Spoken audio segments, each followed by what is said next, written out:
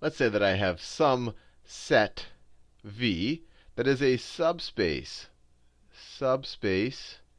in Rn. And just as a reminder, what does it mean? That's just some set or some subset of Rn, where if I take any two members of that subset, so let's say I take the members A and B, they're both members of my subspace. By the fact that this is a subspace, we then know that the addition of these two vectors, or A plus B, is also in my subspace. And this just is our closure under addition.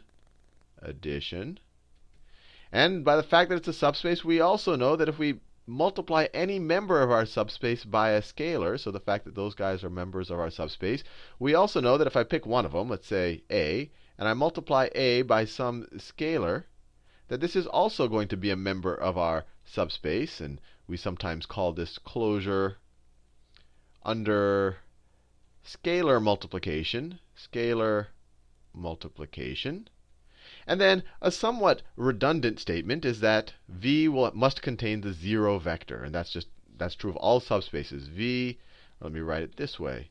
The 0 vector is a member of V. And it would be the 0 vector with n components here, because V is a subspace of Rn. And why I say that's redundant, because you could, if I say that any multiple of these vectors is also in V, I could just set the scalar to be equal to 0. So this statement kind of takes this statement into account, but in a lot of textbooks they'll always write, oh, and the 0 vector has to be a member of V, although that's kind of redundant with the closure under scalar multiplication. Fair enough.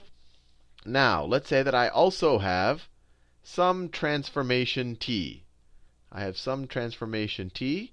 It is a mapping, a function from Rn to Rm.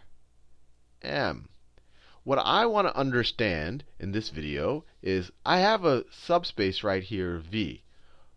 I want to understand whether the transformation of the subspace, so the transformation of the subspace, and what did we call that? We call that the image of our subspace, or our subset, either way, the image of V under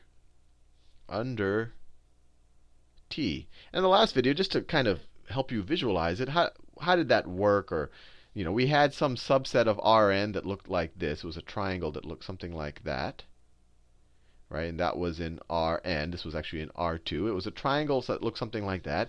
And we figured out its image under T. So we went from R2 to R2, and we had our transformation, and it ended up looking something like this, if I remember it properly.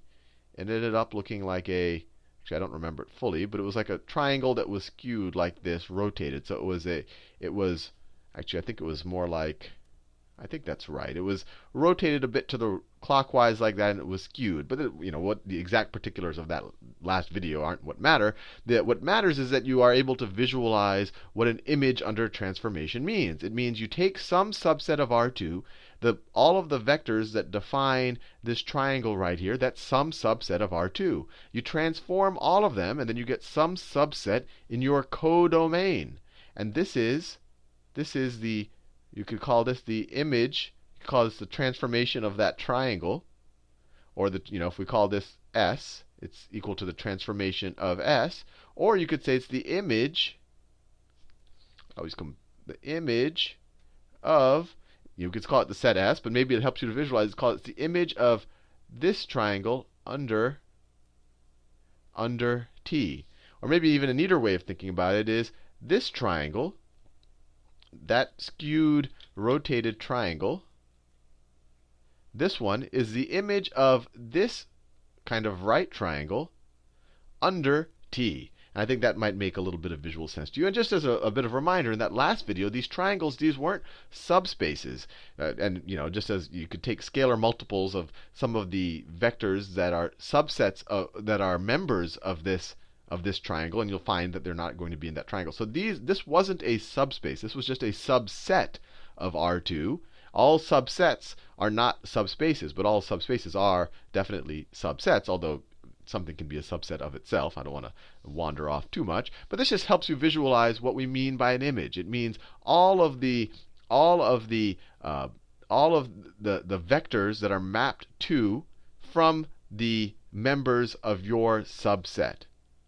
So I want to know whether the image of V under T is a subspace. Is a subspace.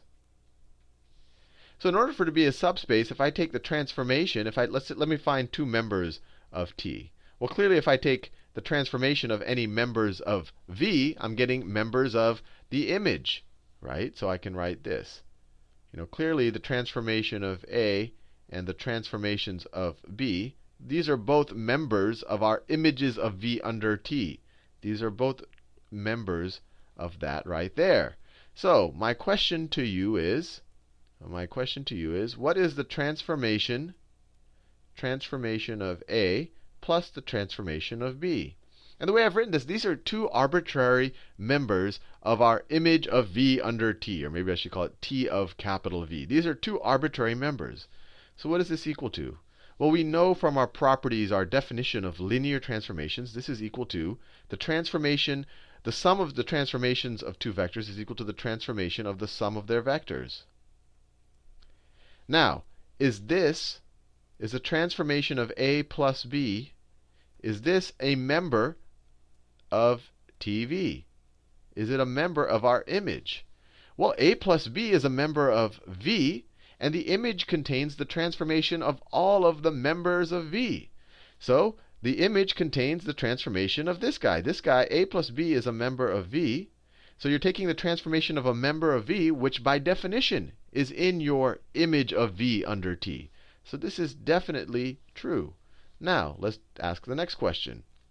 If I take a scalar multiple of some member of my image of V under T, or my T of capital V right there, if I take some scalar, what is this equal to? By definition, for linear transformation, this is the same thing as a transformation of the scalar times the vector. Now, is this going to be a member of our image of V under T? Well, we know that CA is definitely in V, right? That's from the definition of a subspace. This is definitely in V.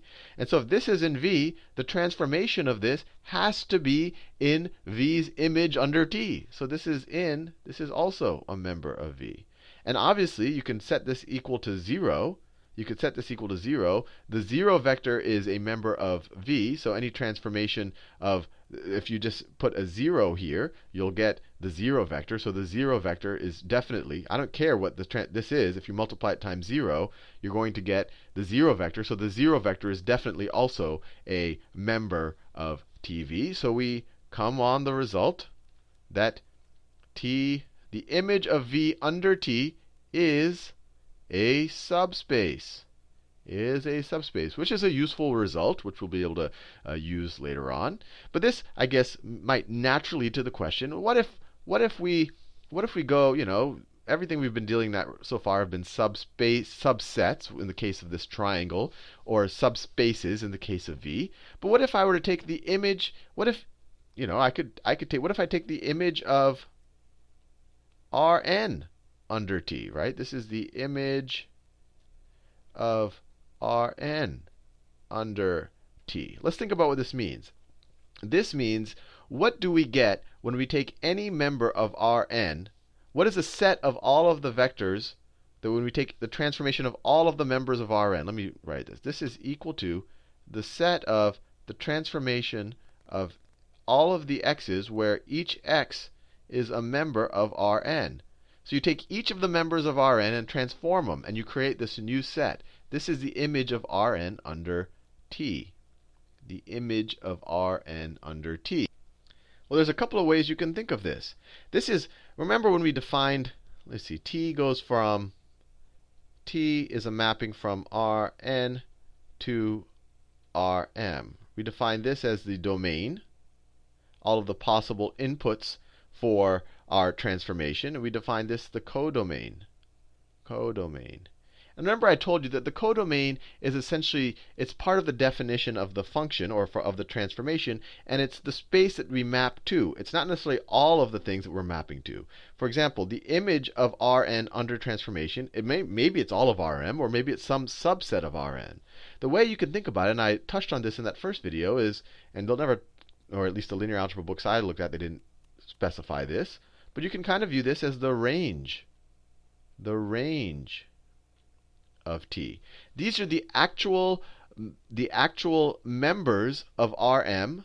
These are the actual members of Rm that T maps to. That if you take the image of Rn under T, you're actually finding, so let me say this is, let's say that Rm looks like that. Rm, obviously it'll go in every direction. And let's say that when you take, well, let me draw Rn right here. Let's say this is Rn. And we know that T is a mapping from Rn to Rm. But let's say when you take every element of Rn and you map them into Rm, let's say you get some subset of Rm. Let's say you get something that looks like this. So let me see if I can draw this nicely. So you literally map every point here, and it goes to one of these guys, or one of these guys can be represented as a mapping from one of these members right here. So if you map all of them, you get this subset right here. This subset is, this is T, the image of Rn, under T. And in a terminology that you don't normally see in linear algebra a lot, you can also kind of consider it its range, the range of T. Now, this has a special name. This is called, and I don't want you to get confused, this is called the image of T. Image of T. And it might be a little confusing. Image of T. So this is, it's sometimes written as just Im of T. Now, you're a little confused here. You're like, before when we were talking about subsets, we would call this the image of our subset under T. And that is the correct terminology when you're dealing with the subset. But when you take all of a sudden the entire n-dimensional space and you're finding that image, we call that the image of the actual transformation.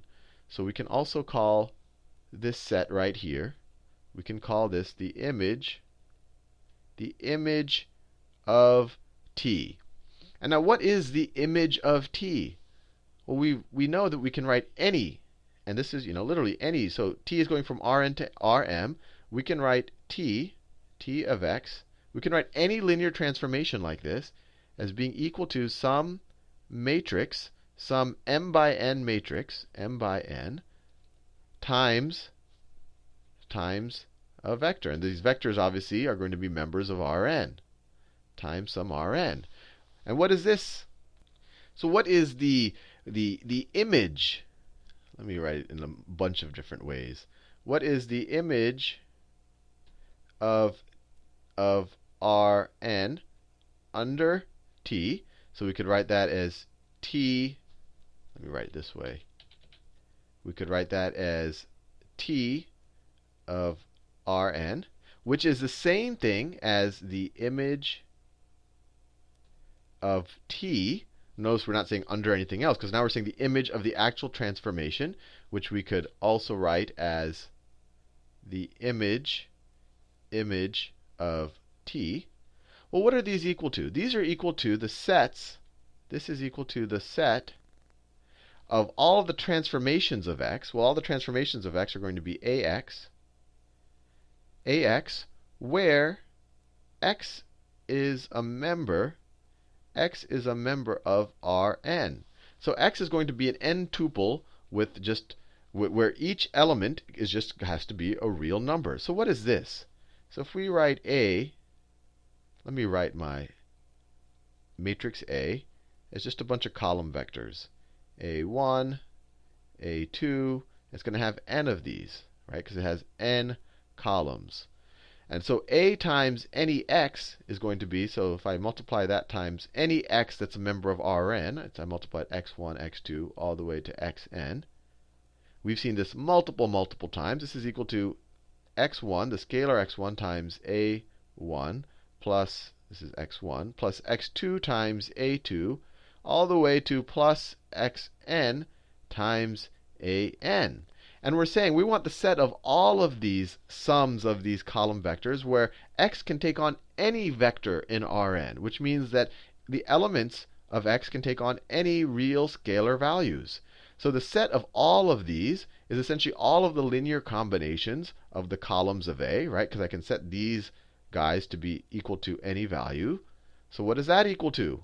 That is equal to, and we touched on this, or we actually talked about this in our when we introduced the idea. This is equal to the column span, the column space, column space of A, or we just denoted it sometimes as C of A. So that's a pretty neat result. If you take, well, it's almost obvious. I mean, it's just I'm playing with words a little bit. But any linear transformation can be represented as a matrix vector product. And so the image of any linear transformation, which means the subset of its codomain, when you map all of the elements of its domain into its codomain, this is the image of your transformation. This is equivalent to the column space of the column of the matrix that your transformation could be represented as. And the column space, of course, is the span of all the column vectors of your matrix. Right? This is just all of the linear combinations, or the span of all of your column vectors, which we drew right here.